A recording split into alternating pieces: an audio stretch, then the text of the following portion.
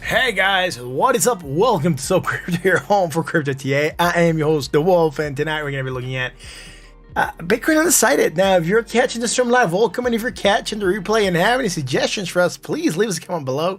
I really want to know what you're thinking. Also, if you want to be up to date with the latest crypto-related news and technicals, make sure you hit that like button, that subscribe, and that bell. That way you will be notified when we go live. And if you want to keep on chatting with us, whenever the stream is done, join us on the Discord. Links have gone out, pinned here on top of the chat. Andrew, what's up? Philip, what's up? Yesterday was such a horrible day. I streamed for, like, no one.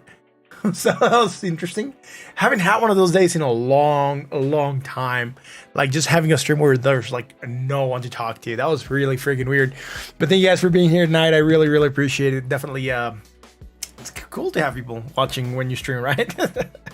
Anyways, let's get rolling here. Let's see what's happening with the market and where we can go, right? We're seeing indecision. We're above the $1 trillion mark, but not by a lot. And like I said, look, indecision top, right? Indecision top happening here, spinning top. Yeah, spinning top and then trying to see where we're going to go. Last time we had hidden bullish, again, trying to go up to the $1.03 trillion mark. We rejected today. That's not a bad thing. But again, seeing that spinning top tells us that market is undecided, right? So we've got to figure out where the market wants to go. There's really nothing else as far as bearishness or bullishness besides the hidden divergence. And again, trying to get some climbing motion happening here.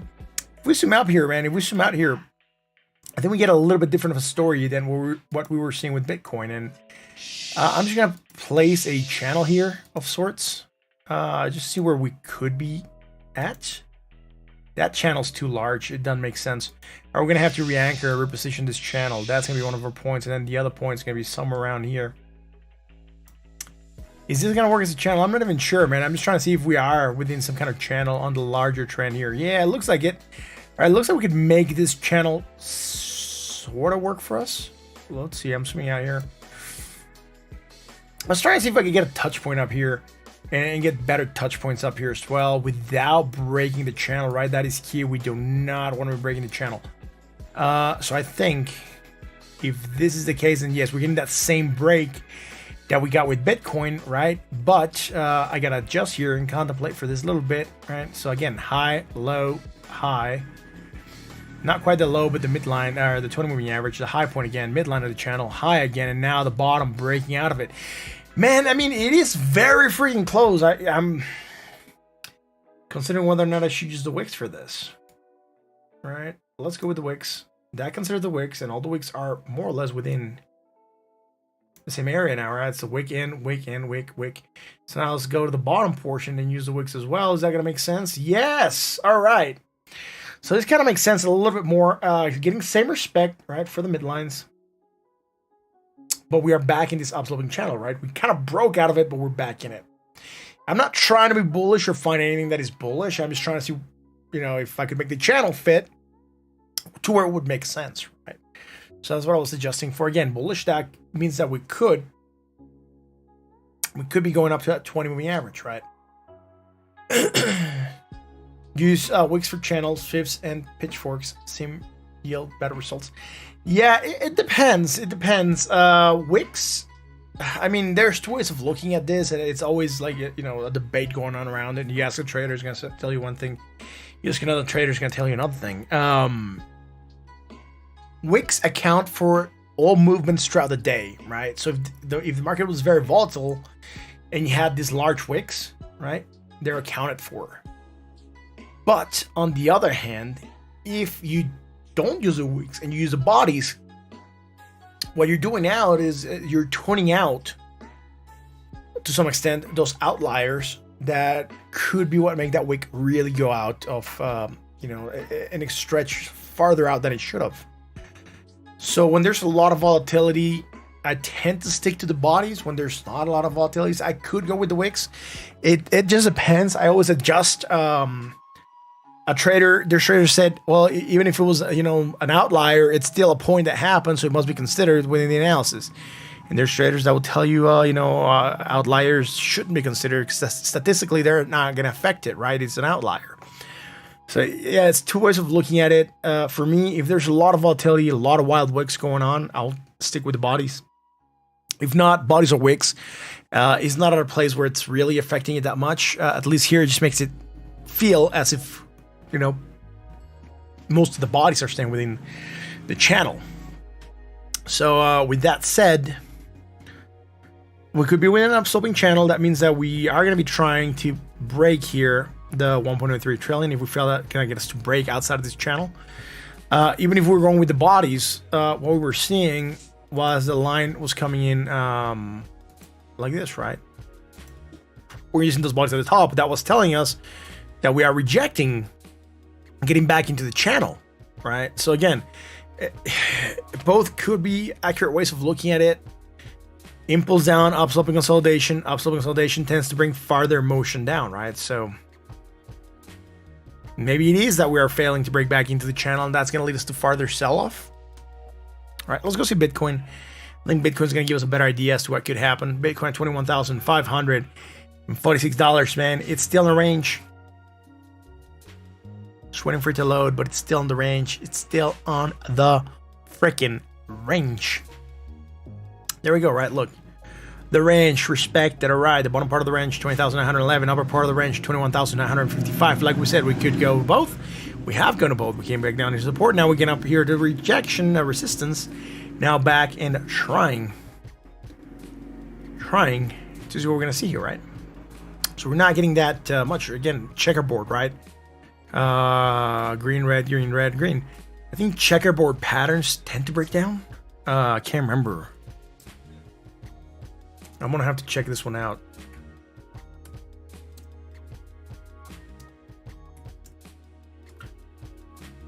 I'm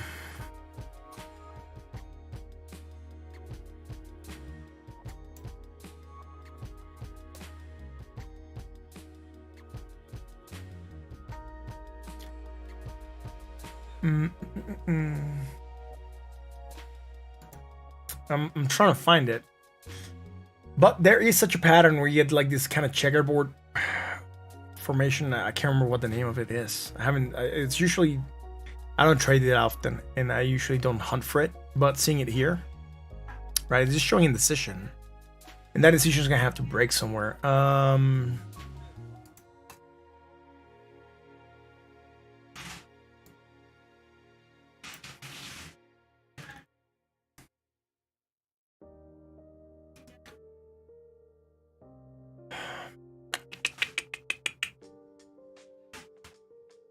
Can't remember what the name of this pattern is. I'm gonna have to look it up, guys, because yeah, I'm not gonna waste time looking for it right now, but I'm gonna have to look it up offline. It is a pattern, nonetheless, that gives us indecision, right? But a range with a price action like this is scalper strategy, yeah. So, yeah, trying to bounce, get above that 21,294. We're going to try to go for 21,955 again, I think. And if we reject, we might see a breakdown to the 20,911. That could be the move. There's really not a lot else happening here as far as bullishness. So, yeah, with that said, yeah, nothing bullish happening on the daily. Let's go to the 4-hour. We're looking for this sort of double top to potentially develop, right? We're as a potential pattern to be there because, you know, we're getting slightly coming down here, but moving sideways. Guess what? We did move down after that, by the way, right? We had our candle here. Haha, that was the one we were live. But now we have this going on, and this is turning into strong bearish divergence against the MACD. Not against the RSI, but strong bearish divergence nonetheless. Dropping down to that support, right? 20 moving average, 21,294 as well. Now we're trying to find some hope and try to bounce. Now, if we try to bounce and go higher, as soon as we get to 21,955, we're still going to carry this strong bearish divergence at a carrier of resistance that could get us to break farther down. Now, this, right, this pattern here, this motion here looks similar to this macro that we had here, right? That upsloping flag, right, here on the daily looks very similar to what we're seeing here on the 4-hour, right? This upsloping portion here that we're getting. So again, upsloping consolidation brings buyer exhaustion. That gets us to where, you know, we have sell-offs. So we might see action to the downside. Who knows right now? I still think we're facing some indecision and neutral at 48.87. Let's go to the 1-hour. On the 1 hour chart we had, last thing we're looking at here was here at 8 p.m. Divergence, bullish. All right, hidden. Look at that, beautiful. To the upside. So that came into play as well. And I don't think we have anything else bearish happening here. Let me just zoom in here and actually read the number. 33.12. 34, so going slightly higher. Nothing bearish, just getting some nasty movement down here in rejection. I mean, probably of whatever we had here on the 4 hour, right? That's what's leading that move. We could even say that maybe in the half-hour chart on this last bit, we could have created divergence. So I'm just going to zoom in here real quick, see if we had anything going on here that could have brought us down. Yeah, I think the movement here, again, here to here, it's moving sideways, coming down. So medium bearish divergence, breaking down on the half-hour, right? So, you know, when you cannot find it on the time scale you're looking at, go to the next one, up and down, and then you might find a move that you can't see, or the reason why you're moving down. So that's why, right? We had divergence on the 4 hour, bearish. We also have divergence on the half hour, bearish, moving us down. Neutral 52.15. So again, not very clear as to where the market's going to go, right? Let's go to the Ethereum. Ethereum 1,673. Oh no, look at this. By the way, while this loads, great advances today on the project, on the work project. Managed to send in 5-year projection and other costs that needed to also be determined. They all went out today. Ain't that cool? It just took a while for them to, for you know, human resources to send me the data I needed, but it's in. I'm happy, and it's pretty freaking cool, man. That is pretty freaking awesome. So, with that said, yeah, let's keep going to Ethereum. I mean, the project's not done by any means, but at least great advances, and I was able to project a lot of stuff and come up with a lot of the numbers that we needed, so that's pretty good, yeah. Yeah, man, I mean, that was a lot of pressure. I didn't have a really good day yesterday. I got a lot of shit from people.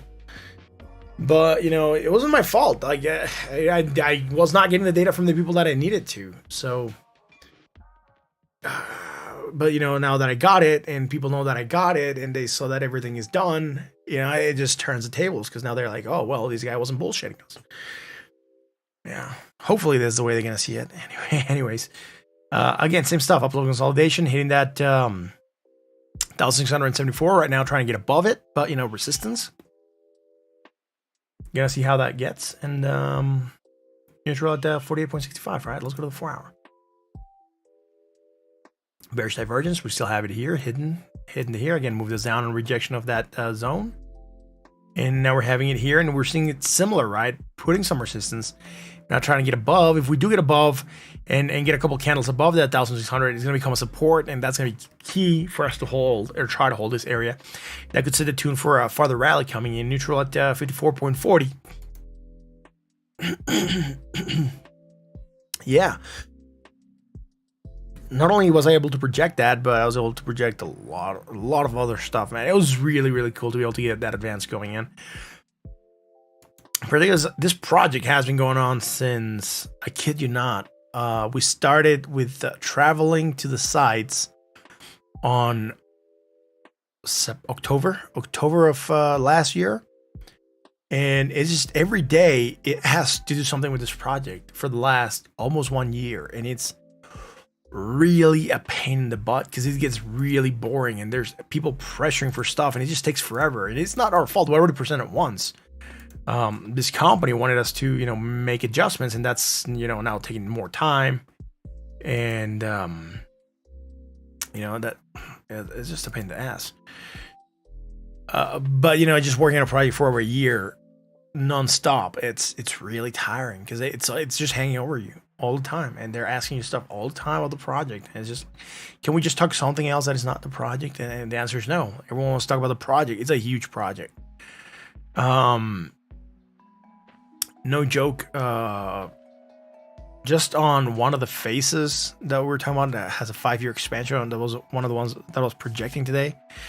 It's close to almost $14.5 million revenue.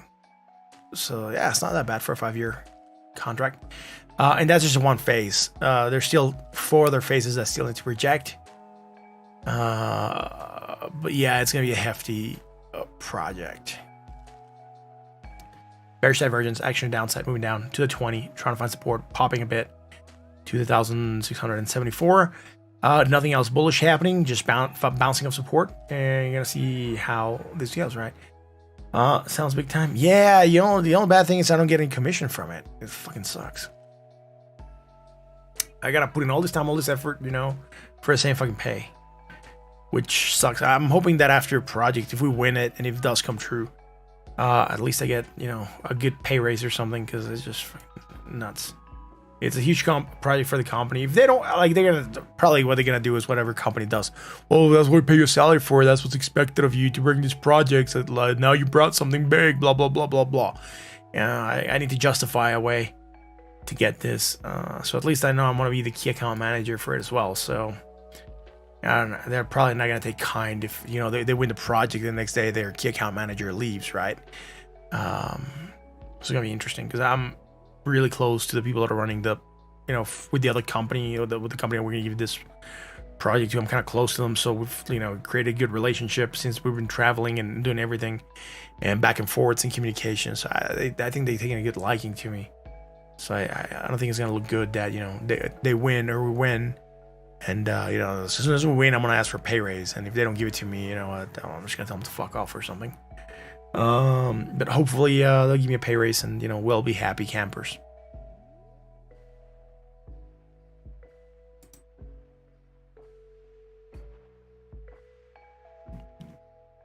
ADAT 46 cents.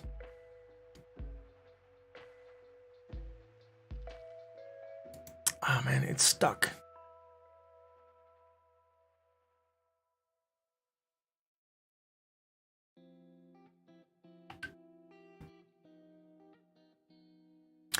Orion Protocol Whale, what is up, my friend? Yeah, let me do it and answer your question in a second. Right, bearish divergence, moving down, hidden bullish. Again, same motion, up and sideways, so not the clearest look as to where the market's gonna go. That divergence is also happening here. I'm not sure why I don't have this kid in here, but that's also going on here. This on the daily, right? Let's go check out the 4-hour.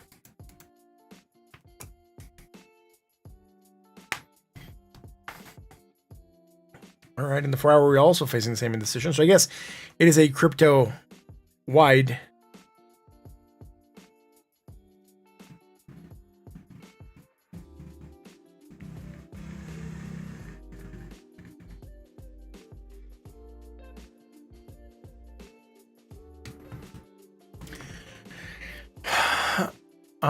It is a crypto wide thing, right? That we're seeing sideways motion. So no one is doing their own thing.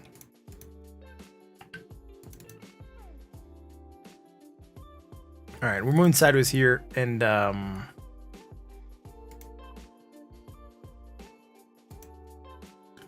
we going slightly higher? It looks as though we're moving sideways. Yeah, we're moving sideways, and we're coming down here a bit. So divergence of sorts. So bearish divergence, medium, potential fraction of downside, and then here on the 1-hour, dude, I forgot to anchor. Yay.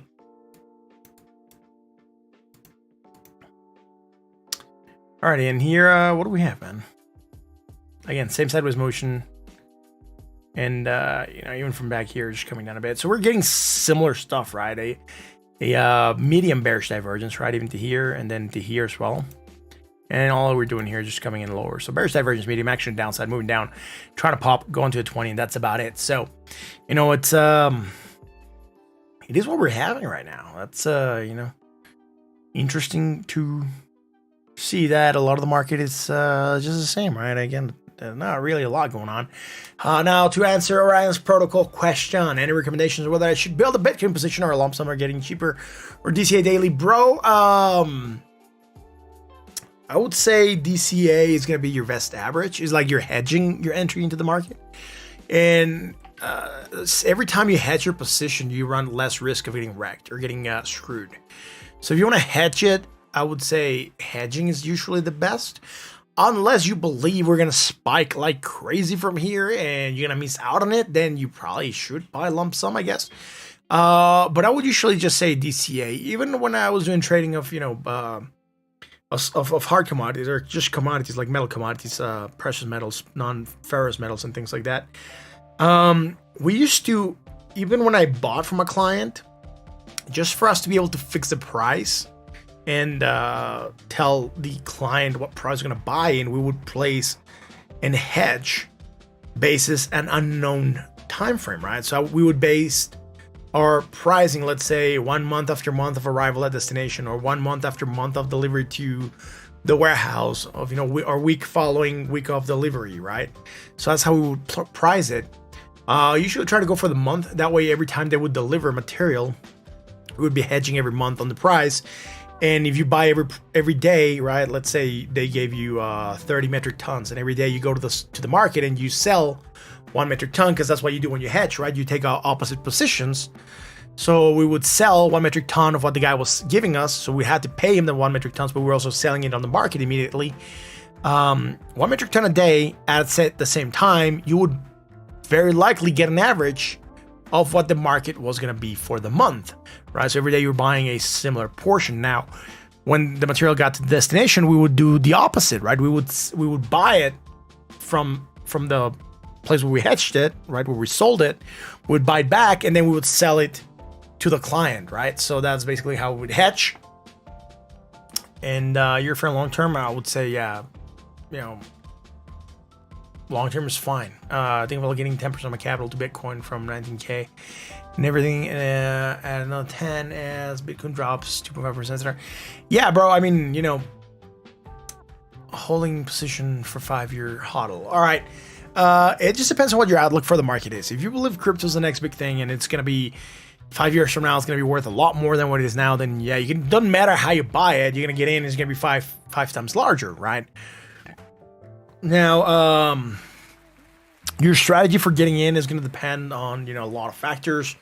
But yeah, I mean, DCAing, it's hedging basically. And if you hedge, let's say you bought, a fraction of a Bitcoin, same amount every day for a whole year.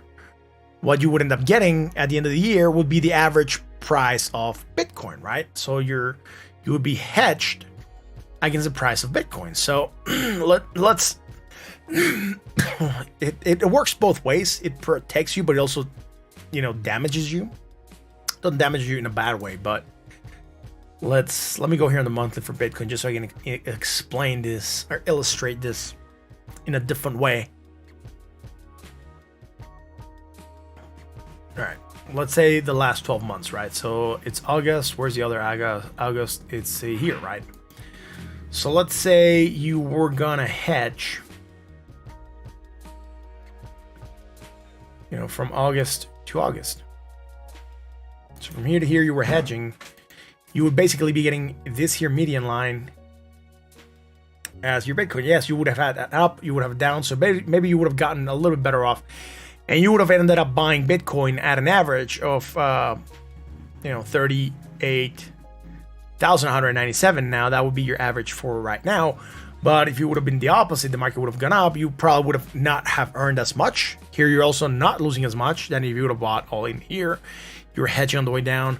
When it goes back up, it's not going to take you that much for you to get back out, right? So again, yeah, it's just hedging the market, right? So if you would have bought the same amount of Bitcoin every day for a year, at the end of the year, you would have gotten the average of Bitcoin for the last year. So if you look at what the average price of Bitcoin was for the last 12 months, that would have been your actual price of buying Bitcoin, right?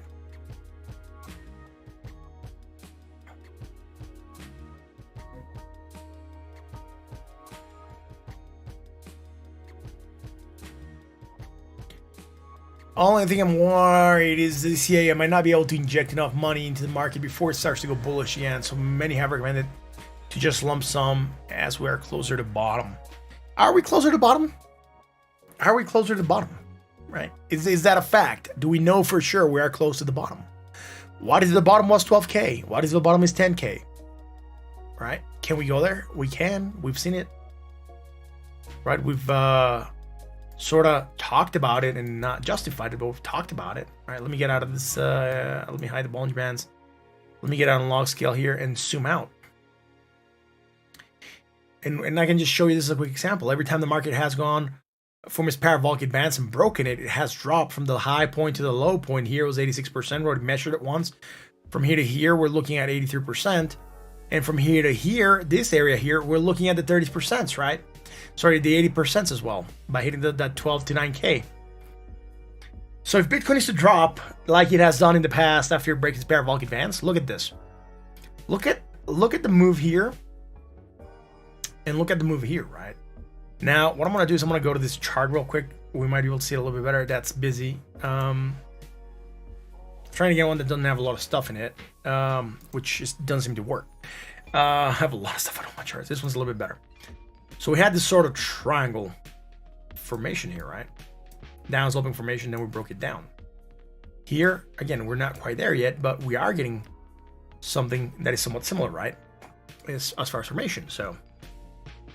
Not as sharp on the top, but if this is a top and this is a top, right? Then we have our spike here with a second spike before we kind of chill out. So we have our spike here, and now we have our second sort of spike here, right? So 1, 2, and then we might get up here to chill out before we break down again, right? And again, not saying this is set in stone or anything like that, right? But we also know that we're expecting waves to happen to some extent. So we've seen one part of the wave happening. So your first part of the wave is here. Your second part of the wave is here.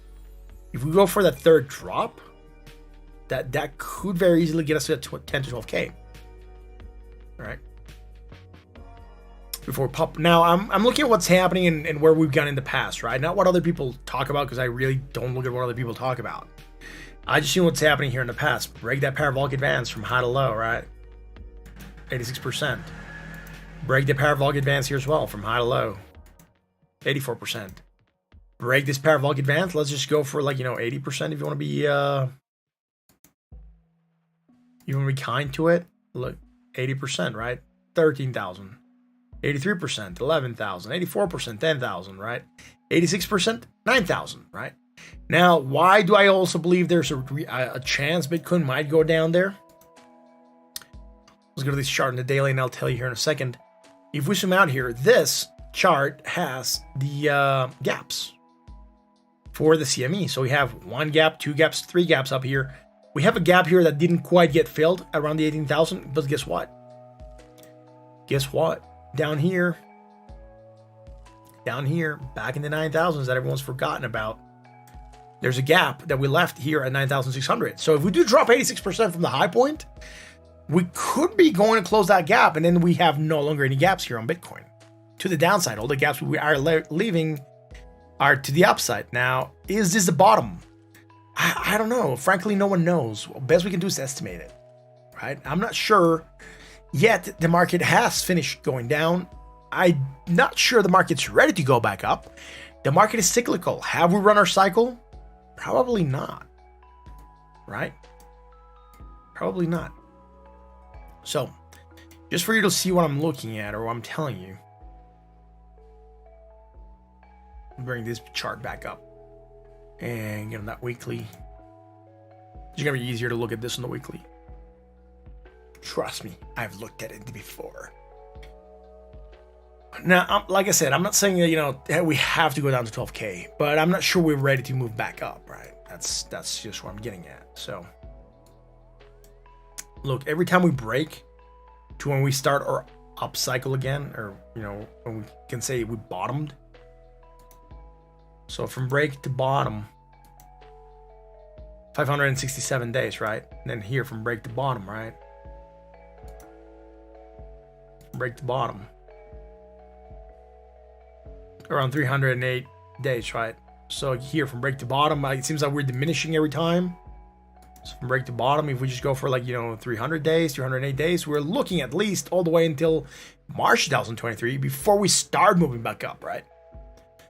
It could also be said that in the past, Bitcoin, as it has dropped, because we don't have a lot of history, but every time it has dropped from its highest point, has not come back down to its previous high. Here we did kind of come back to a small high, but we don't have any further data on that parabolic advance. But on this area, 2017, 2018, we didn't go to our previous low that was here thousands, right? So we just stayed up here around the the 3,000s. But now if we do drop, right, if we do drop farther than where we're at, right, and we've kind of done it already, we wicked at least this year zone, we have wicked the previous area here, the previous high. That has never happened before. That means that we could be coming down here for an 80% drop and then see where we go from there, right? So again, we're just gonna see how this thing keeps on going, and we'll see how things keep going for this one.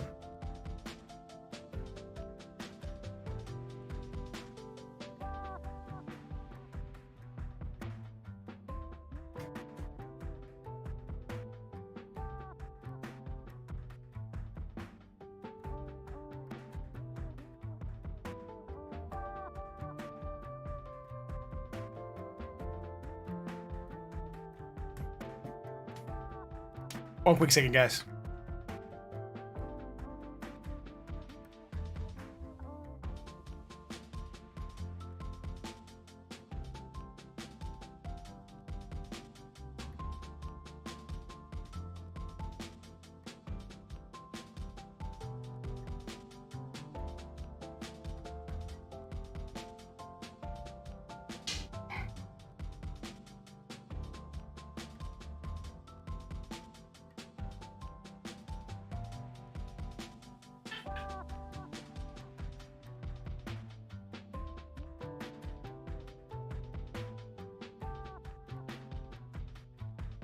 All right, here we go. Sorry, I was getting someone messaging me here on the side. Can I do XLM? Yes, I can do XLM.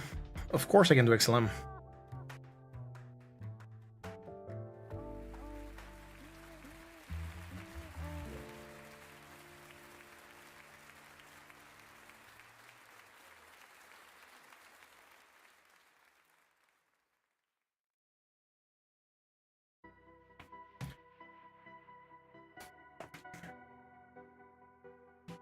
Right, so let's do XLM.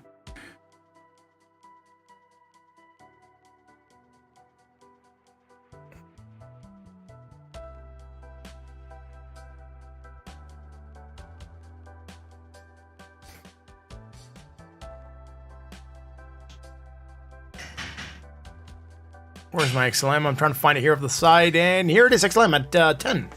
Wow. XLM not doing that hot, right? Let's go to daily. Yeah, no worries. All right, thank you very much for stopping by, man. Much appreciated, my friend. Alrighty.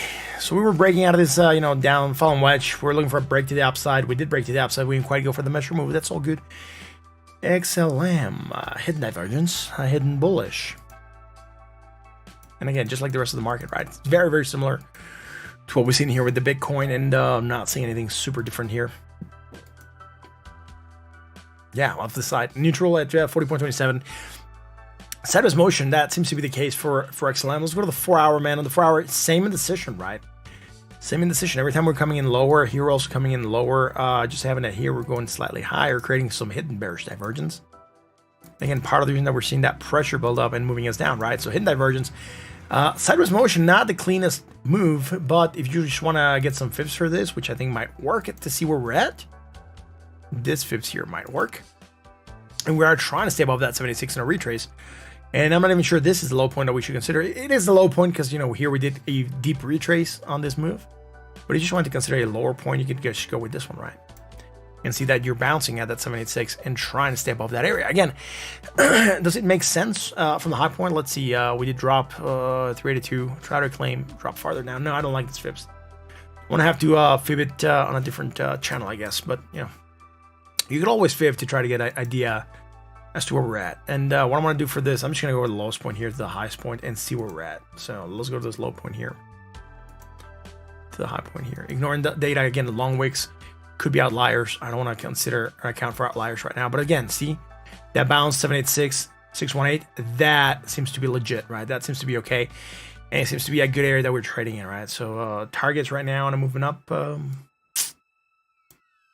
16 cents, or sorry, 10.6, I guess. Is it 11 or 10? I gotta move this off to the side, guys. It's weird to look at it there. 11.16, and then, 10.6 on the moving down, right? Let's go to the 1 hour.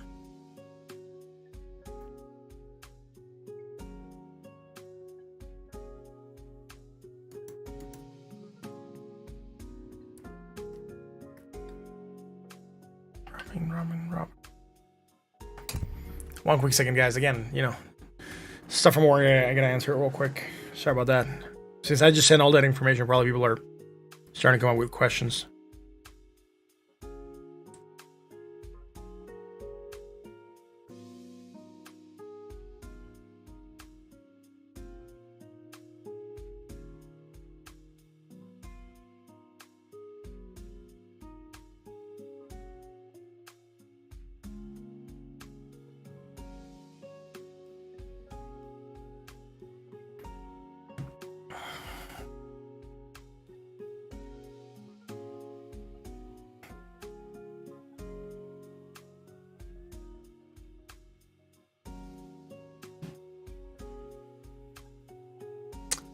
Yeah, so let's see here on the daily, man. You think we're in the denial stage? Yeah, maybe, man, maybe. There was bearish divergence here again. This is already in the past, so it's not going to affect it right now. I just want to see kind of like what the flow for this is. Get an idea for the flow.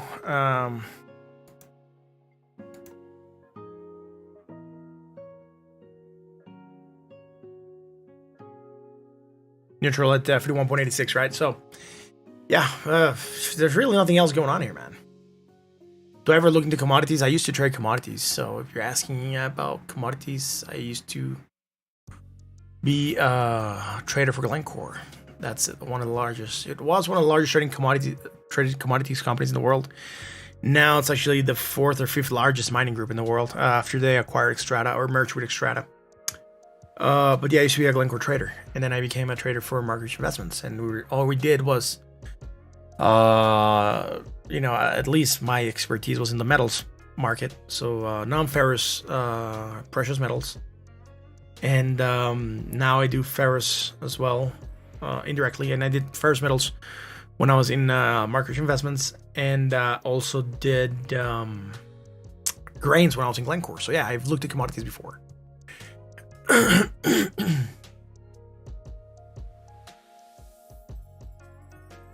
Let me just look real quick at gold. I want to see where it's at.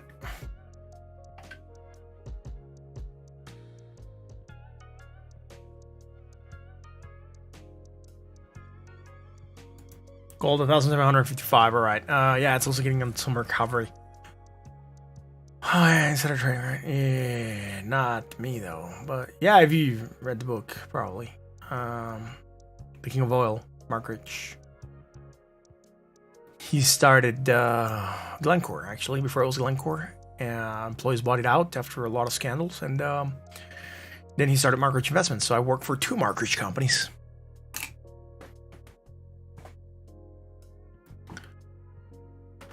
Can you look at Nasdaq? Right, so gold.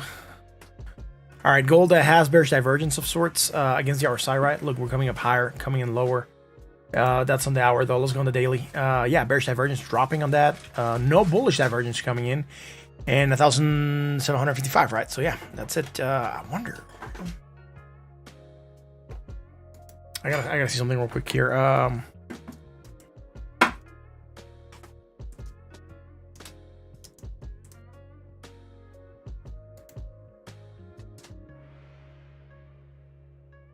Copper's at 8,120. It was around 7,000. So copper's starting to go up a bit per metric ton. That's not bad.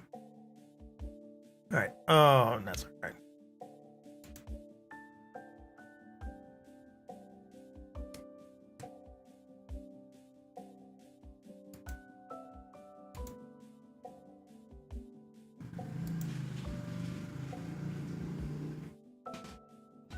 Yeah, close enough. Look very similar, right? So we had some trendline resistance that we're looking to break. We broke it, going back up on it. That is okay. Man, there is some bearish divergence developing here before that moving down on NASDAQ.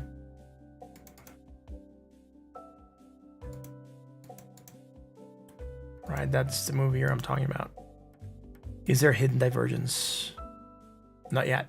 Not yet hidden divergence. So let's go to the weekly, see what's happening here. And we're looking for bullish divergence when we're looking at this on the weekly. Look at that. Boom. Still managed to get it there and took a nice pop here, right? So we were looking for the bullish divergence. Took a pop. Some kind of rejection happening. Now we're taking a secondary pop. That's not bad. Let's fib this fibs, man.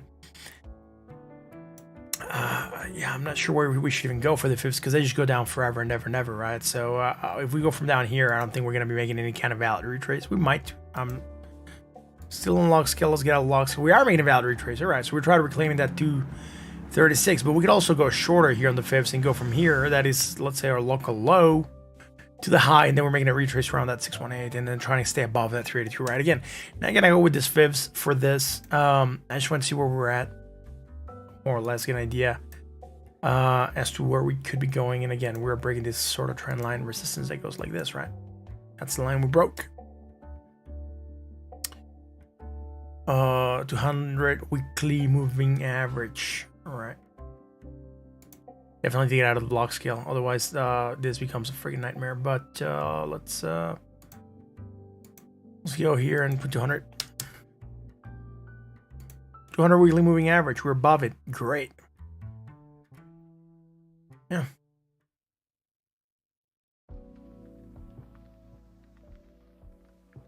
Yeah. So we are above that 200. Not bad, right?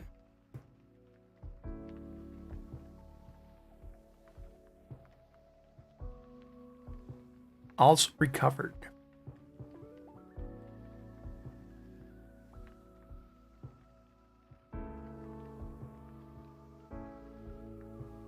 There's 100 weekly. Daily 200 moving average, weekly 100 on the NASDAQ. Oh, daily 200. All right. Oh, they're about to cross. Cool. Here we're below, right? So I guess is your... Which one? I guess you're talking about like a death cross, sorta? Or so your 200 is your slow one, right? So your 200 is going to be going here, and then your fast one is going to be going higher. So, yeah.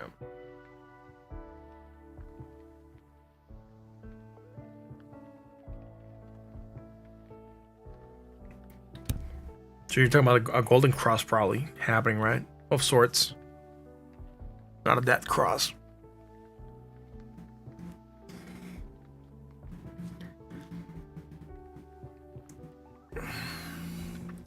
Or maybe, I'm not sure.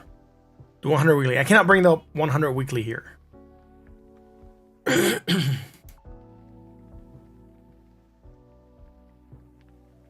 But I can do it here.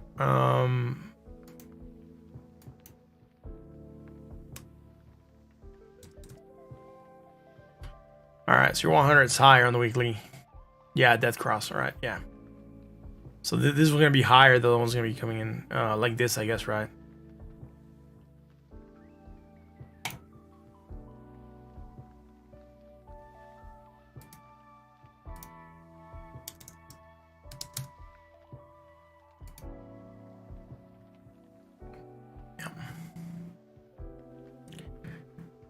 Yeah, maybe, man. Maybe it could certainly bring more action to the downside, right? However, a lot of the crossings are lagging indicators, right? You have to wait for the moves to happen for your cross to come through. Sometimes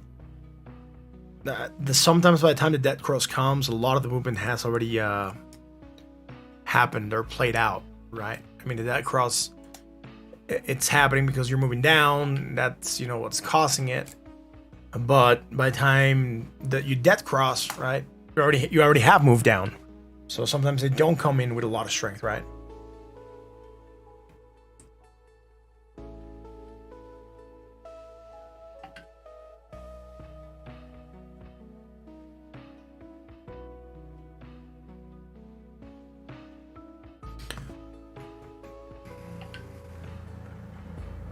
Yeah, Flumis, what's up, bro?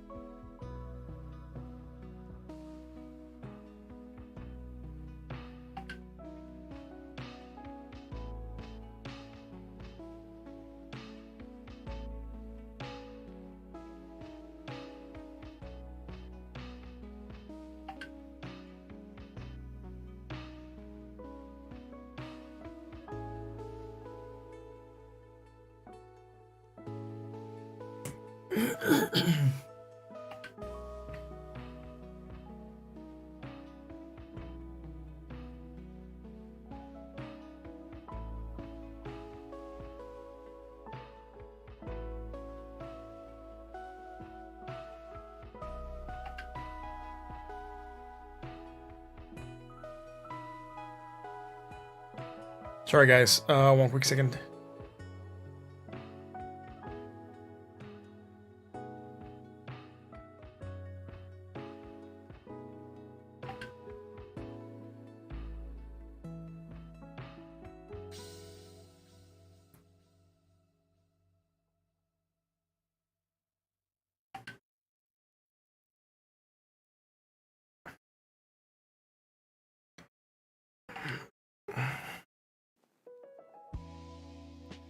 Alrighty. John Boy never saw low again. Checking in. Thank you very much for being here, man. That cross hasn't happened since 2008. Alright. That's pretty good, Joe. Thank you very much for bringing it up. Interesting to see that we're gonna get another dead cross on the Nasdaq, right? And Jake says dog, I guess. What up, dog? I didn't bring water, man. I've been live for about 50 minutes. All right, I'm gonna have to wrap it up, guys. Not that I want to wrap it up. It's been a fun stream tonight. I haven't had a lot of fun like I've had today, and it's mainly because I think I also had a lot of advances at work and not just people shitting on me for stuff that it wasn't even my fault. But you know, it kind of sucks when the information that you need to provide depends on other people and they're just hammering you because the information's not there. But you know, fucking pressure the other people, man. Anyways, what are we calling it a stream for tonight? It's fun. I really enjoyed being here tonight, guys. Thank you very much for watching. If you enjoy the content, you know, hit the like button, the sub. Help us bring awareness to the channel. Remember, all the information that we provide here is for entertainment and educational purposes only. Don't trade based on what you see here. Don't take financial advice from a 3D imaginary wolf. With all that into account, thank you very much for watching. I have to have dinner still. I haven't had dinner. And it's super late. Thank you guys for watching. I'll be here tomorrow. Catch me tomorrow for another edition of So Crypto. I'm not sure Friday or Saturday there's going to be streams. I know there's family members from my wife's side of the family that are going to be visiting, but they're getting after 10 p.m. So tomorrow's stream for about an hour, and then Friday, Saturday, I'm not sure because I might be entertaining guests. If I do come live, it's going to be short, but thank you very much for watching, and I'll catch you again tomorrow for another edition of So Crypto. Until then.